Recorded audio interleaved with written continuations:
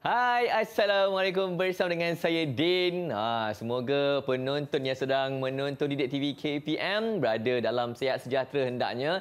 Dan untuk slot pada hari ini ialah pentaksiran bilik darjah yang bukan saja penting untuk murid-murid tetapi guru-guru dan juga ibu bapa yang sedang menonton. Dan siapa akan bersama dengan kita pada hari ini? Kita saksikan Profil Guru.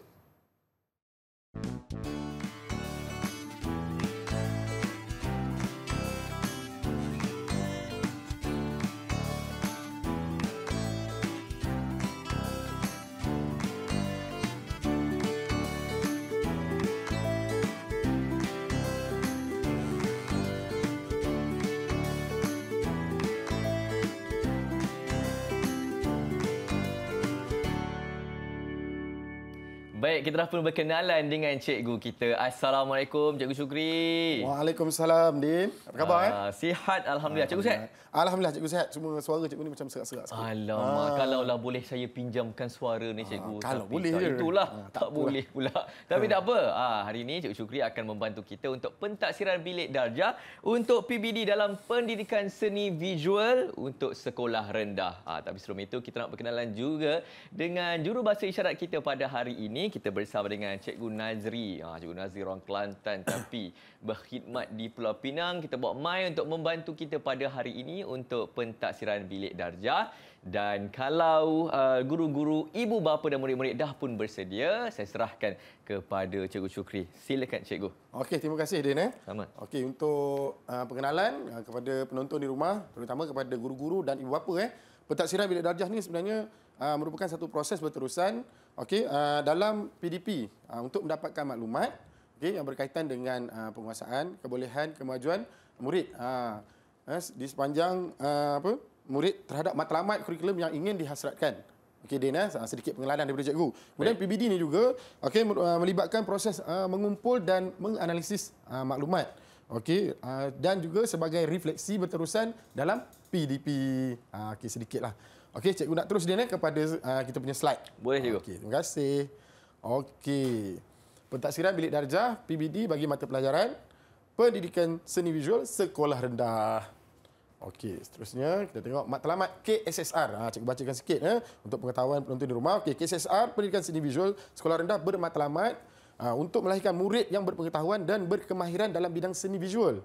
Okey, dalam membentuk insan yang harmonis, kritis, kreatif dan inovatif. Mengamalkan nilai murni, menghargai estetik seni dari pelbagai budaya dan mensyukuri keindahan alam ciptaan Tuhan. Okey, seterusnya kita tengok kepentingan PBD PSV. Okey, kenapa kita perlu belajar pendidikan seni visual? Okey, KSSR pendidikan seni visual memberi fokus kepada pembinaan insan berliterasi seni menerusi aktiviti pengkaryaan, pengurusan dan pembudayaan seni. Bagi mencapai hasrat ini, KSSR pendidikan seni visual digubal dengan berasaskan 4 modul kurikulum. Okey, jadi guru-guru akan didedahkan dengan modul ini. Modul dia ada 4 dia. Okey, bahasa seni visual, kemudian kemahiran seni visual, kreativiti dan inovasi seni visual, seterusnya apresiasi seni visual. Okey, makna kata murid akan belajar bahasa seni, kemudian dia akan menghasilkan karya. Okey, dengan karya itu tadi, dia akan belajar menghargai. Bukan sahaja menghargai karya sendiri, malahan menghargai karya orang lain. Okey, seterusnya kita tengok bahan rujukan. Antara bahan rujukan utama untuk PBD atau pentaksiran bilik darjah ni, yang pertama kita perlukan dokumen standard kurikulum dan pentaksiran. Okey, fokus cikgu Din, cikgu nak rujuk kepada tahun 5 lah. Untuk kita punya slot kali ini, kita fokus PBD kita pada tahun 5 punya PSB. Okey, yang kedua, kita ada bahan rujukan panduan pelaksanaan PBD edisi yang kedua. Jadi cikgu-cikgu boleh guna panduan ni untuk cikgu-cikgu guna semasa PBD di dalam kelas. Sebab PBD ni berterusan. Jadi cikgu-cikgu perlukan buku panduan ni. Okey, seterusnya tak lain tak bukanlah buku teks.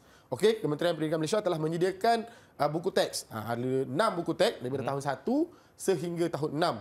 Jadi cikgu besarkan yang gambar tahun 5 tu sebab fokus kita pada inilah. Okey, pendidikan seni visual tahun 5.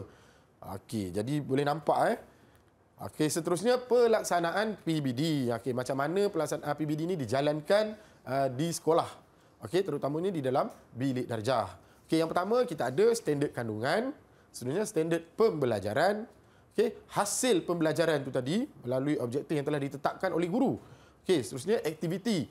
Aktiviti ni cikgu lah kena rancang aktiviti apa yang bersesuaian untuk diajar pada ketika itu. Okey, seterusnya kaedah pentaksiran. Kaedah ni nanti saya akan terangkan kemudian. Seterusnya standard prestasi ataupun tahap penguasaan. Okey, kita tengok pelaksanaan PBD kaedah pentaksiran. Okey, secara umumnya kaedah ni ada 3 dia. Yang pertama lisan, okey, kemudian bertulis dan juga pemerhatian. Seperti dalam gambar tu lah kalau kita tengok budak sedang memberi penyataan. Okey, kemudian mungkin ada soal jawab di situ, kemudian bertulis, maksudnya dari mungkin nota, okey, mungkin latihan ataupun projek. Dan juga pemerhatian. Pemerhatian ini dilakukan oleh guru lah pada waktu tersebut. Okey, ini saya dah senaraikan kaedah pentaksiran di mana aktiviti yang boleh cikgu-cikgu buat di dalam kelas. Kalau lisan tu dia ada soal jawab, perbincangan, mendengar dan memberi respon. Kemudian kalau bertulis tu ada lakaran, lukisan sebab kita pendidikan seni kan. Jadi ada ujian bertulis. Kemudian kita juga boleh buat kuis dalam kelas, folio dan projek kesenian. Seterusnya pemerhatian. Maksudnya guru memantau, melihat aktiviti yang dijalankan oleh murid-murid. Seperti memantau aktiviti murid, proses penghasilan karya, okay, dan guru memberi maklum balas. Sekiranya contohnya kalau murid tak pandai nak potong, cikgu kena ajar. Okey, itu sahaja. Baik, terima kasih Cikgu Syukri. Itu tadi 3 ada kaedah pentaksiran. Ibu bapa kena ambil tahu juga ni. Dan sekali lagi kita sambung bersama dengan Cikgu Syukri terus menonton Didik TV KPM.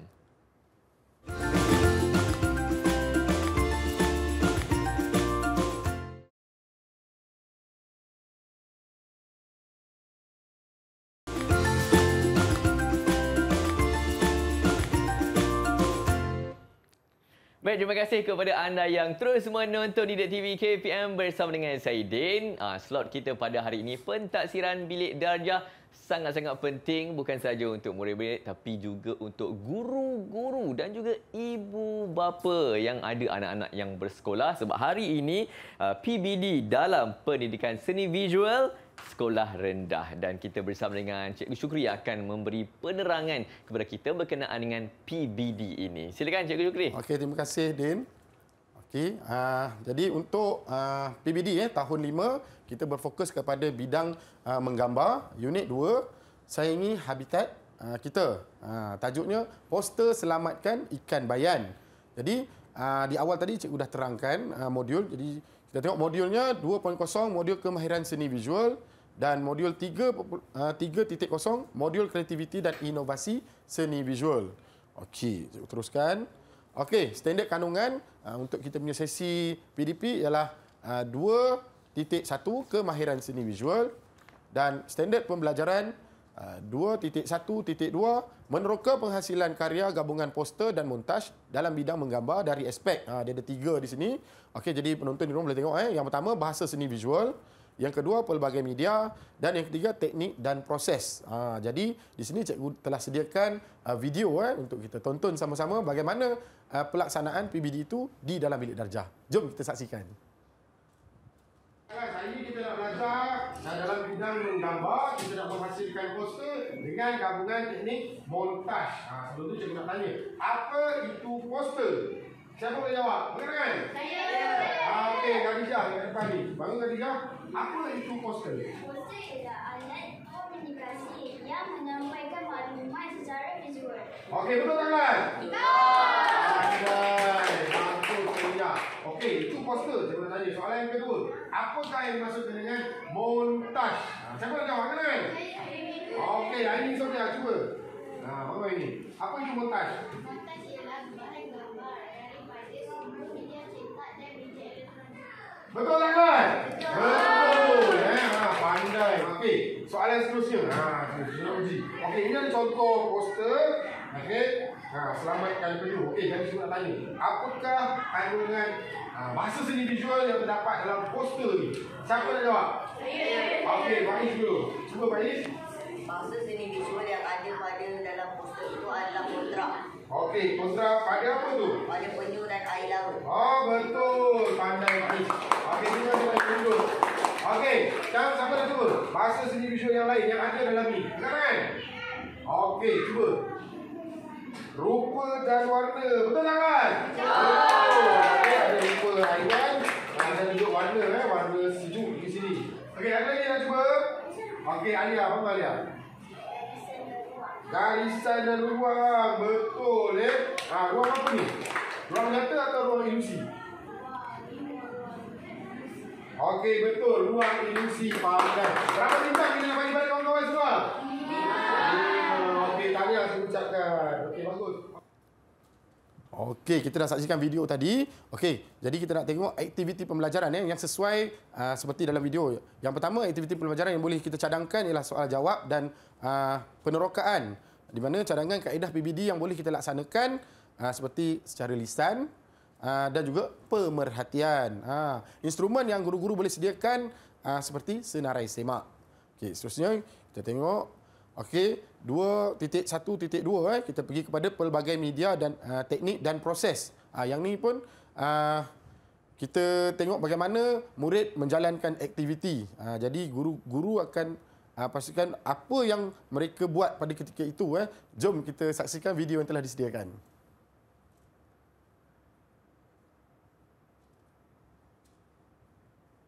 Okey, kalau kita tengok di sini di sini kita boleh jalankan aktiviti pembelajaran, perbincangan dan eksplorasi media. Okey, di mana cadangan kaedah PBD yang kita boleh laksanakan secara bertulis dan juga pemerhatian. Okey, instrumen yang guru-guru boleh sediakan seperti senarai semak. Okey, jadi dapatlah kita tengok bagaimana murid berada dalam kumpulan, dia buat perbincangan dalam kumpulan, dia menentukan apakah alat dan bahan yang sesuai digunakan, serta bagaimana sesuatu proses itu berjalan. Okey. Jadi penonton boleh tengok bagaimana murid tu dia berbincang dahulu, ditentukan apakah media, alat dan bahan. Okey, kalau kita saksikan bagaimana murid menjalankan proses untuk menghasilkan poster tadi, dia menggunting, dia menampal, kemudian dia menyapu warna dan sebagainya lah.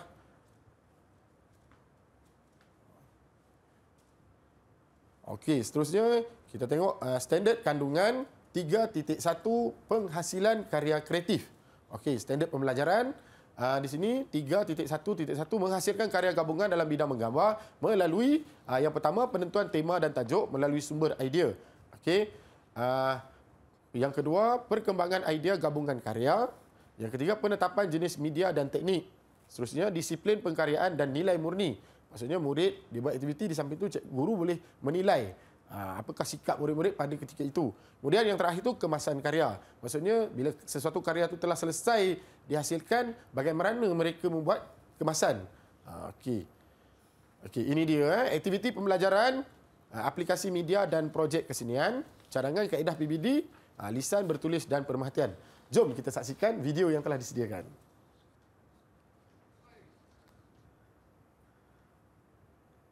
Okey, kalau kita saksikan di sini, murid sudah mula membancuh warna, membancuh warna untuk membuat latar belakang. Okey, di mana dia mencampurkan warna biru dan hijau untuk mewujudkan tone. Kemudian murid memotong kertas dan menampal. Itu murid berbincang untuk menyusun komposisi di antara teks ataupun tajuk dengan gambar supaya dibersesuaian dan mengikut bahasa seni visual yang telah dibincangkan. Contohnya seperti imbangan, rupa, warna dan juga penegasan dalam karya tersebut. Okey, guru-guru boleh membuat PBD pada ketika ini dengan menyediakan instrumen seperti senarai semak. Okey. Okey, ini yang terakhir Okey, yang terakhir ni bila dah siap, seperti beginilah. Murid-murid dapat menghasilkan karya seni gabungan montaj dan kolaj. Okey, ini contoh saya ambil satu kumpulan murid, 4 orang satu kumpulan, dia buat projek montaj dan kolaj. Jadi di situ kita boleh lihat penghasilan karyanya. Okey, di mana mereka membuat kemasan. Okey, jadi cikgu dah sediakan satu video. Jom kita saksikan video bagaimana murid membentangkan karya akhir mereka. Dah siap belum? Dah. Okey, bulan mana dah siap kan? Saya. Wah, semua dah siap. Okey, kalau dah siap, cikgu nak minta buat penangan di depan. Dan bulan mana dulu? Okey, bulan 1. Okey, silakan bulan 1 depan. Okey, siapa nak bentang? Okey, silakan Aini. Assalamualaikum warahmatullahi wabarakatuh. Kami daripada kumpulan 1 ingin membentangkan poster gabungan montaj yang bertajuk Selamatkan Ikan Bayan. Media yang digunakan di dalam poster ini ialah bahan mencetak, watercolor, gam dan gunting. Bahasa seni yang terdapat di dalam poster ini ialah rupa, warna, imbangan dan penugasan. Okey, baik, bagus. Ada soalan nak tanya pada kamu? Okey, Wafi, baru Wafi. Apakah kumpulan warna yang terdapat pada poster tersebut? Okey, ada jawapan? Okey, jawab. Kumpulan warna yang terdapat pada poster ini ialah kumpulan warna seni. Okey, betul. Tahniah kumpulan 1. Berapa bintang kita nak bagi pada kumpulan 1? 5 bintang. Tahniah kumpulan 1. Okey, ada tak pengajaran atau nilai murni daripada poster kamu ni? Kita perlulah menjaga kelestarian alam kita. Oh, bagus. Tahniah. Okey, bagi tepuk tangan terakhir.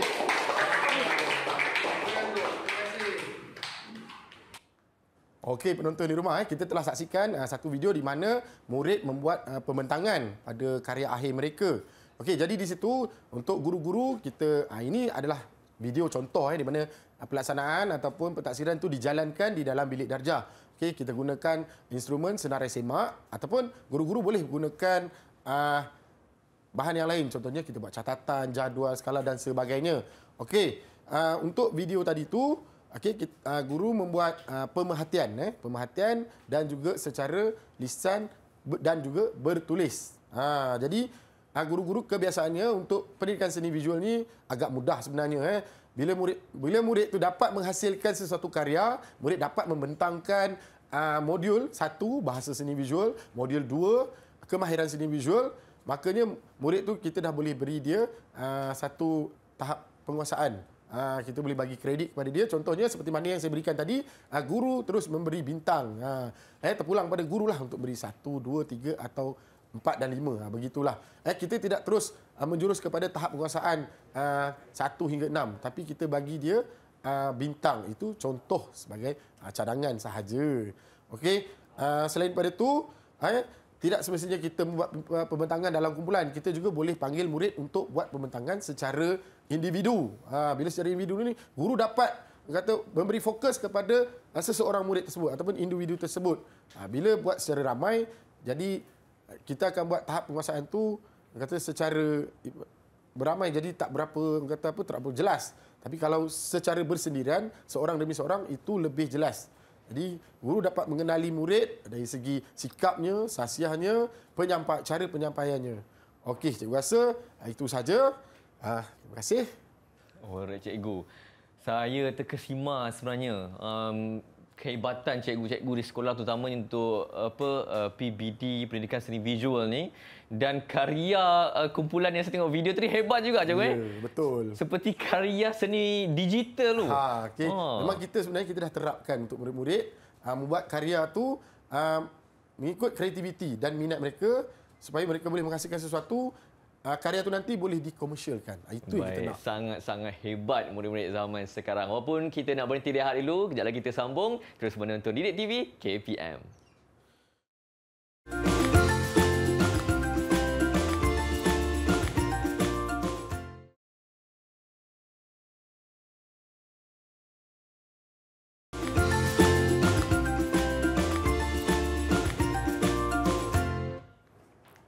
Ya, inilah Didik TV KPM untuk slot kita pada hari ini. Pentaksiran bilik darjah PBD dalam pendidikan seni visual untuk sekolah rendah tahap 5 kan hari ini cikgu? Tahun 5. Tahun 5. Dan bersama dengan saya ialah Cikgu Syukri, dan slot hari ini sangat-sangat penting bukan saja untuk guru-guru murid-murid tapi sebenarnya ibu bapa. Jadi saya nak serahkan kembali kepada Cikgu Syukri. Silakan cikgu. Okey, terima kasih Din. Okey, untuk kali ini tadi cikgu dah terangkan bagaimana pembelajaran itu dijalankan di dalam kelas, sesi PDP dalam kelas. Kemudian selesai sahaja satu sesi PDP, kita akan buat pentaksiran. Okey. Bila nak buat pentaksiran, kita ada tahap penguasaan. Tahap penguasaan ini telah diterangkan dalam dokumen standard kandungan kurikulum. Okey, di SKP dan juga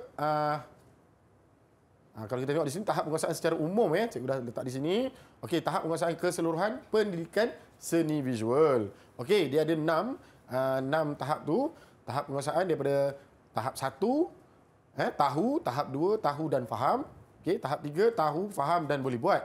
Kemudian 4 tahu, faham dan boleh buat dengan beradab. Ini secara umum Kemudian yang kelima tu tahu, faham dan boleh buat dengan beradab terpuji. Tadi beradab saja, yang ini terpuji. Manakala yang keenam tu beradab misali.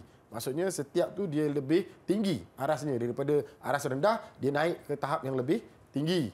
Okey, kalau kita tengok tafsiran tu, okey, murid tahu dari segi pengetahuan asas. Pengetahuan asas ni merujuk kepada pengetahuan asas bahasa seni visual dan juga kemahiran asas seni visual. Okey, kemudian murid boleh menganalisis karya menggunakan pengetahuan mereka, kemudian menilai karya. Menilai karya ni terbahagi kepada dua lah. Sama ada menilai karya sendiri ataupun menilai karya rakan. Dan yang akhir tu menjana idea kreatif. Okey, contohnya kalau murid tu dia buat catatan, okey, di akhir catatan tu nanti bila dah kering, mungkin dia boleh lipat jadikan kad ucapan. Begitu. Okey, seterusnya kita tengok tahap penguasaan mengikut standard kandungan 2.1. Okey, pentafsiran modul bahasa seni visual dan modul kemahiran seni visual adalah berpandukan pada standard prestasi berikut. Okey, yang ni kalau kita tengok standard prestasi seni visual tahap penguasaan masih lagi daripada 1 naik hingga ke tahap penguasaan 6. Okey, yang mana 1 mengenal bahasa seni visual. Contohnya dalam video yang kita tengok, bagaimana murid menyatakan bahasa seni. Contohnya seperti rupa, warna, penegasan, dan lain-lain. Kemudian yang kedua, menerangkan penggunaan bahasa seni visual yang terdapat pada karya.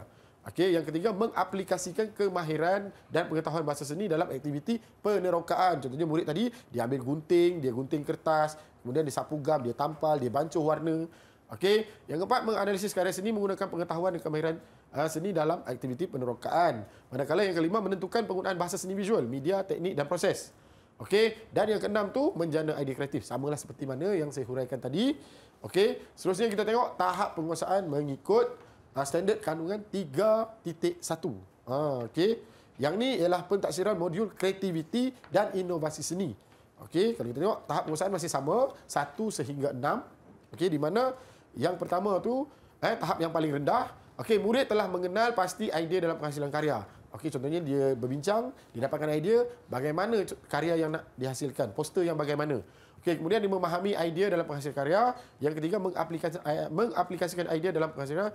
Dan yang keempat tu menganalisis idea. Maksudnya dia dah bincang, okey, dia dah buat keputusan komposisi yang macam mana dia nak buat karya tu tadi. Dan yang kelima tu menilai idea kreatif dan inovatif dalam penghasilan karya. Seterusnya yang keenam, menzahirkan idea kreatif dan inovatif dalam penghasilan karya. Okey, seterusnya kita nak tengok bila kita cikgu dah mengajar, okey, dah mengajar, kita pun dah buat pentafsiran melalui pentafsiran 3 kaedah tadi, lisan, penulisan dan pemerhatian. Seterusnya kita nak buat perekodan. Okey, perekodan ni sangat penting untuk kita mencatat apa segala yang kita dapat, hasil dapatan daripada setiap PDP yang telah dijalankan di dalam kelas tadi. Okey, yang pertama, perekodan ialah proses merekod pencapaian murid berdasarkan tahap penguasaan yang telah diperincikan dalam dokumen standard kurikulum dan pentafsiran atau lebih dikenali sebagai DSKP. Okey, guru-guru di rumah ataupun penonton di rumah, okey, kita boleh merekod menggunakan beberapa cara lah. Merekod boleh dibuat dalam bentuk berikut. Contohnya membuat penyataan, okey, menanda dengan simbol ataupun memberi markah dan juga memberi grade. Kalau tengok contoh yang saya sediakan ni, ini saya lah cadangan daripada saya buat satu senarai semak di mana setiap modul yang telah selesai saya ajar, okey, saya tandakan dengan dia punya SP, standard pembelajaran 2.1.1, tajuknya ataupun bidangnya lukisan ataupun capan, bidang menggambar, teknik lukisan dan capan. Jadi setiap selesai je murid tu berkarya, kita boleh tentukan grade berapa yang dia dapat. Okey, sehinggalah SP 2.1.10 murid menghasilkan tekad. Jadi kita boleh bagi grade dahulu. Maksudnya kita belum lagi tahap penguasaan. Okey. Yang kedua, catatan. Okey, catatan dilakukan untuk menilai tahap penguasaan murid bagi setiap bidang mengikut unit dan tajuk berdasarkan standard kandungan tadi. Untuk mata pelajaran pendidikan seni visual. Okey, catatan boleh dibuat seperti senarai semak, buku catatan, kemudian buku rekod mengajar, tapak Excel dan lain-lain. Pihak Kementerian Pendidikan tidak menyediakan borang atau apa sahaja secara tetap lah. Maksudnya guru-guru boleh guna apa jua cara, kaedah untuk merekod atau mencatat. Terpulang kepada guru-guru ikut kreativiti guru-guru, terutama guru seni lah. Guru seni memang kreatif kan, macam-macam boleh buat untuk merekod pentafsiran setiap murid tadi. Okey. Kemudian ini yang terakhir. Yang terakhir ni pelaporan. Pelaporan ialah proses menyampaikan maklumat pembelajaran dan pencapaian murid dari semasa ke semasa mengenai kemajuan dan perkembangan mereka dari segi pengetahuan, kemahiran, nilai seperti yang dihasratkan dalam kurikulum. Ini berbalik kepada 4 modul yang utama tadi. Okey, makanya kalau kita tengok pada pelaporan ini tapak Excel yang telah disediakan oleh kementerian. Pelaporan kepada ibu bapa dibuat 2 kali setahun. Di situ ada maklumat TP dia peroleh daripada borang perekodan. Maksudnya dia guna mencatat, jadi cikgu boleh merumus bagaimana nak memberi tahap penguasaan kepada murid. Okey, jadi saya boleh simpulkan di sini. Sebelum tu cikgu tertinggal satu. Projek seni visual ditafsir sepanjang PDP. Okey, jadi kesimpulannya daripada saya sedikit rumusanlah. Okey, untuk guru-guru kita perlu buat pertimbangan, pertimbangan dan beri justifikasi kepada murid hasil daripada dapatan yang kita dapat, daripada pembentangan murid tadi, daripada pengkaryaan, penghasilan, perbincangan dan sebagainya.